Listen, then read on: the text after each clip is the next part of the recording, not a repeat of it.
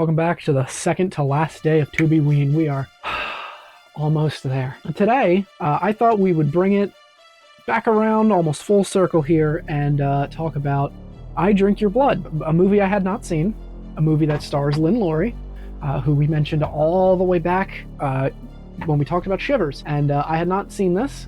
I've also not seen The Crazies. There's quite a bit of Lynn Lowry's catalog I have not seen. Mostly all of it, to be honest with you. She followed me on Twitter. I must have posted something about some B movie once, and then she followed me on Twitter, and I immediately was like, "Oh, I have never watched a single thing that this girl has been in. I should change that." So here we are. If I had the courage, I would message her and just be like, "Hey, so what made you follow me?" But I don't want to lose that. That's my one thing of clout. I don't want to lose that, so I'm not gonna. But I watched I Drink Your Blood. And we're gonna, you know the routine. It's directed by David E. Durston, who directed Stigma, The Love Statue, LSD Experience, Blue Sexist, Boy Napped, and Felicia. Only one of those is marked as a porn. I'll have you figure that out, I guess. I Drink Your Blood stars Tide Kearney, who was in Casino, Fear and Loathing in Las Vegas, Austin Powers, International Man of Mystery, In the Line of Fire, Internal Affairs, so a bunch of stuff. Lynn Lowry, of course, who has been in our previous movie Shivers, The Crazies, the original and the remake, a couple of other B movies here and there, and Alex Mann, who I will read off a selection of movies that he has been in. Satan Was a Lady, The Defiance of Good, Changes, Winter Heat, Sometimes Sweet Susan, The Great Skycopter Rescue, and Invasion of the Love Drones. Only one of those isn't marked as a porno. You'll have to figure that out for yourself. So what is I Drink Your Blood, besides pretty self-explanatory?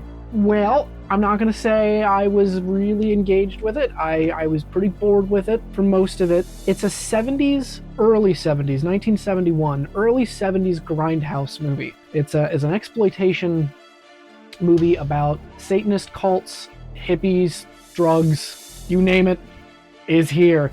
The first 5 minutes, there is a real chicken that gets beheaded and killed on screen, and according to the trivia, the director says that apart from that chicken, none of the other animals were killed on screen. Oh, that was probably a real chicken. Oh, yeah, that's probably a real chicken. Oh, I don't think I can show that. Oh, dear. Which leads me to believe that the goat was also real, and they just didn't kill it on screen, or maybe it was already dead. Oh, Jesus! And I know for a fact the rats that get barbecued later were lab rats that were already dead, and they painted them to look like the wild rats that were inside the hotel.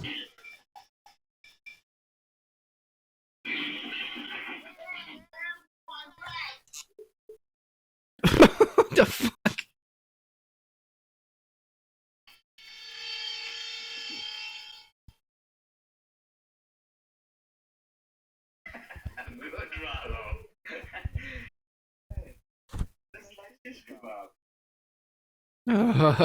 Ew. So those are also real dead rats getting put on a kebab stick and shoved into a fire. So real animal murder. It was the time. It's Grindhouse. I don't know if you're not expecting a little bit of animal murder here and there. Also, there was a dog that died. Don't know if that was a real dog or not. Again, didn't die on camera, but that doesn't mean they didn't just find it on the side of the road somewhere and doll it up for the movie. I don't know. So I Drink Your Blood is pretty simple. We get a lot of the Satanist stuff to kind of add some depth, but truthfully, a Satanist cult comes to town. They kidnap one of the main character's grandfathers. They don't kidnap him. He goes in there because they previously had like beaten, maimed, suggested raped one of the girls, this grandfather's granddaughter. So it's not on screen. I think it's mentioned like offhand once, but like never confirmed. And I don't know if I should chalk this up to sloppy writing, or I don't know if this is it wasn't that serious, or I chalk it up to sloppy writing. I don't know. I will say the girl who got the beating, at the very least abuse, seems to be doing pretty okay, more so than I would imagine somebody who went through assault, I'll say, would be doing. She's doing better than somebody I would think who would have gone through that, but again, 71, maybe sloppy writing, it's not the point. But yeah, he goes into this hotel that they've taken over, tries to talk to him. They drug him. His grandson goes out with a shotgun and shoots a rabid dog. The rabid dog was never set up, by the way. It just shows up. Don't worry about it. Shut up. He shoots the rabid dog. He then asks his sister, who was the victim of the Satanists, what happens to a person if they get rabies. And she tells him, like, oh, they get really sick and eventually die. To which he then goes out with a syringe because his grandfather is a veterinarian, so he just has some doctor. He then goes out with a syringe, takes the rabid dog's blood, and puts it in the food that the Satanists eat the next day. And then what we get is kind of a nice little love story, actually. No, we get like another zombie situation. I'm gonna say I liked this zombie situation more than all the other zombie issues that I have begrudged over. And I don't really know why. There's not really necessarily a reason why. Because you look at something like Rabid, which was basically this plot, except a woman with a armpit butthole and a thing coming out of it, and that was giving people rabies. This one, I don't know. I can't really describe it. I guess because they didn't. The big difference is they didn't try to like sugarcoat this with it being like, oh, it's a mutated form of rabies that's been given by this woman, like they did in Rabid. Instead, it was like, yeah, this is just what happens when people have rabies, which don't think so, but maybe. I'm not familiar enough with what happens with rabies in the human body, but I don't think that they turn into monsters who want to bite other people and are foaming at the mouth constantly, from what I understand. And I'll put corrections over here if I'm wrong. From what I understand, rabies is like the person who has them, just if they're not treated with them immediately, gets like, they just slowly lose themselves, I guess. Like they lose themselves, they're thirsty, but they can't drink anything. They lose the ability to swallow, and they're constantly like drooling, and eventually you just kind of like your shit just shuts off. Like your body systems just flatline, and then that's it. And it's painful and horrible and lasts too long. But as far as I'm aware, that's like it. But no, in this movie they just become blood crazed monsters and want to kill, and are also afraid of water. There's many times where they use a river to get away from the rabid people, or spray them with a hose to stop them. They're just afraid of water, which I also don't think is a part of it. But yeah, there's that. There's a horrible side plot with one of the Satanists who has rabies and then prostitutes herself to a bunch of construction workers. And she bites one of the construction workers while they're having sex. And then it's not shown, but it is very heavily implied that in a fit of revenge, he and the other construction workers take part in raping her. It's not shown, but the next time you see the construction workers, they are all rabid now. So unless the one guy that got bit during sex bit all of the other guys, the implications aren't great. One of the Satanists is also pregnant. This comes up like once. It's never anything that's really harped on. I feel like it could have been a really this is gonna make me sound horrible, but it could have been a really gut-wrenching moment when the pregnant Satanist realizes that she is pregnant. Or not realizes she's pregnant, but realizes that she's gonna die because of the rabies. But it's not. She throughout the whole movie, she sucks. Like, all the Satanists are terrible people, except the one guy that like defects from it. He's fine. And he also never ate the food that was contaminated, so he's totally fine until the end when he gets his head cut off or whatever. But she's just not interesting, and also just sucks. And then at the end of the movie, she's told that she's going to die because of the rabies, and she hasn't had like a bloodlust. In comparison to everyone else, she has not had a bloodlust like at all. And then she takes like a wooden spike that was in the ground connected to like a rope that I assume connected to like a dog leash probably.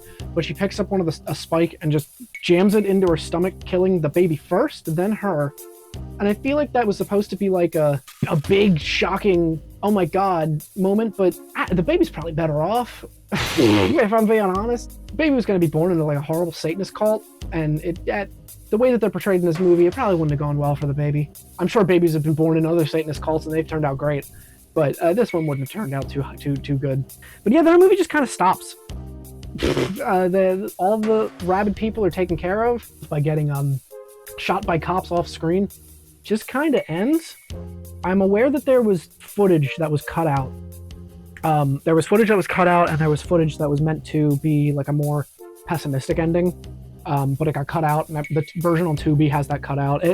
The footage was thought to be lost. It was found, and now it's been restored in like Blu-ray releases of this movie. That's not the version that's on Tubi though. So the version on Tubi, it just stops, and then the kid who infected the Satanists is just walking through a field, shooting, well, dry shooting a revolver while the credits roll, and that's it.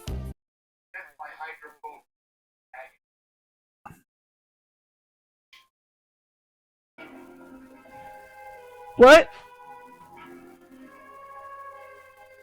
We just end it there, huh?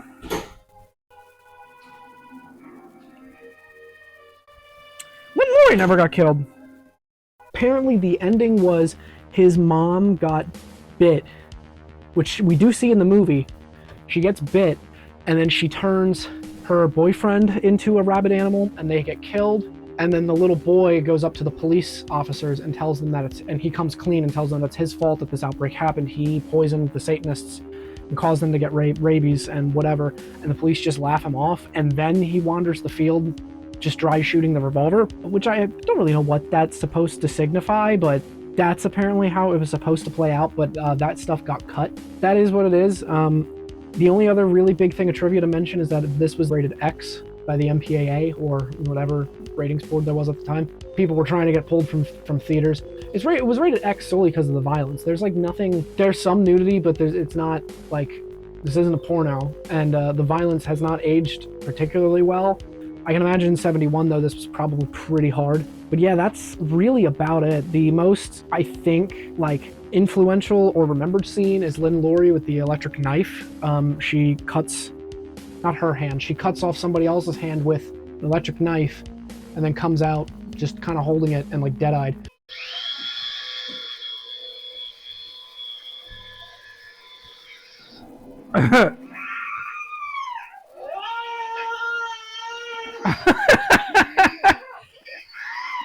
Got her, Lynn. She deserved it, I'm sure.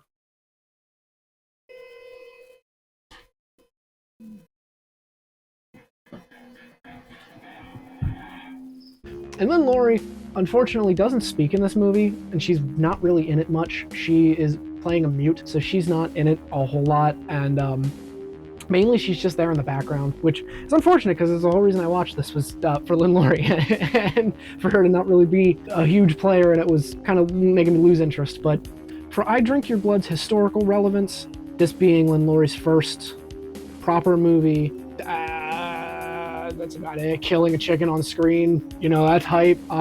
It's not the most amazing movie, and it's not the most engaging movie, but on like a historical level, this almost feels like you should probably just check it out just for historical purposes. It's kind of like how they still have like film students watch like Birth of a Nation, even though the movie's like a horrible racist nightmare, but it was important in the progression of filmmaking. This one's important in the progression of B-movie making, probably. For its historical relevance and what it has, I've given it a 3 out of 5. I think it's okay. I think it's all right. I think it's a little bit better than average, but not much, so I think it's pretty good. It's all right. But tune in tomorrow for the Halloween Spooktacular. Remember, the chapel, the band, we got it all, baby. And in the video better bang, so help me God. All right, see you tomorrow.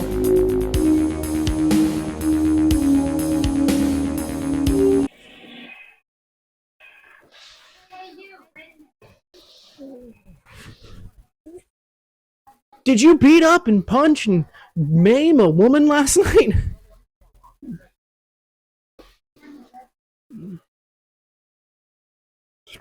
Here, drive my car. All right. Okay, never mind then. I see. Okay, your child's in the back.